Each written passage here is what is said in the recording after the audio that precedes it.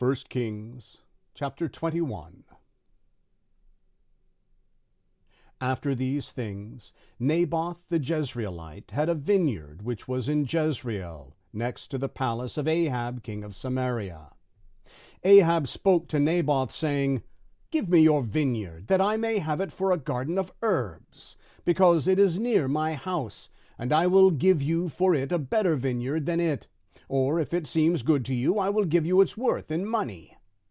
Naboth said to Ahab, "May the Lord forbid me, that I should give the inheritance of my fathers to you."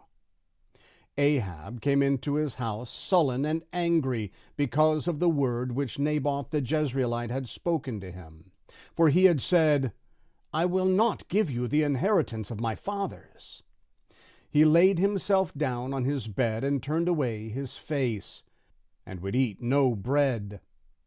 But Jezebel his wife came to him and said to him, "Why is your spirit so sad that you eat no bread?"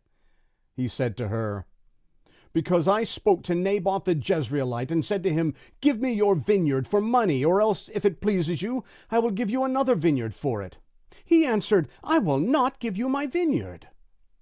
Jezebel his wife said to him, "Do you now govern the kingdom of Israel? Arise and eat bread, and let your heart be merry. I will give you the vineyard of Naboth the Jezreelite." So she wrote letters in Ahab's name, and sealed them with his seal, and sent the letters to the elders and to the nobles who were in his city, who lived with Naboth. She wrote in the letters, saying, "Proclaim a fast, and set Naboth on high amongst the people. Set 2 men, wicked fellows, before him, and let them testify against him, saying, 'You cursed God and the king.' Then carry him out and stone him to death." The men of his city, even the elders and the nobles who lived in his city, did as Jezebel had instructed them in the letters which she had written and sent to them. They proclaimed a fast and set Naboth on high amongst the people. The 2 men, the wicked fellows, came in and sat before him. The wicked fellows testified against him, even against Naboth, in the presence of the people, saying, "Naboth cursed God and the king." They carried him out of the city and stoned him to death with stones. Then they sent to Jezebel, saying, "Naboth has been stoned and is dead." When Jezebel heard that Naboth had been stoned and was dead, Jezebel said to Ahab, "Arise, take possession of the vineyard of Naboth the Jezreelite, which he refused to give you for money. For Naboth is not alive, but dead." When Ahab heard that Naboth was dead, Ahab rose up to go down to the vineyard of Naboth the Jezreelite to take possession of it. The Lord's word came to Elijah the Tishbite, saying, "Arise, go down to meet Ahab king of Israel, who dwells in Samaria. Behold, he is in the vineyard of Naboth, where he has gone down to take possession of it. You shall speak to him, saying, 'The Lord says, Have you killed and also taken possession?'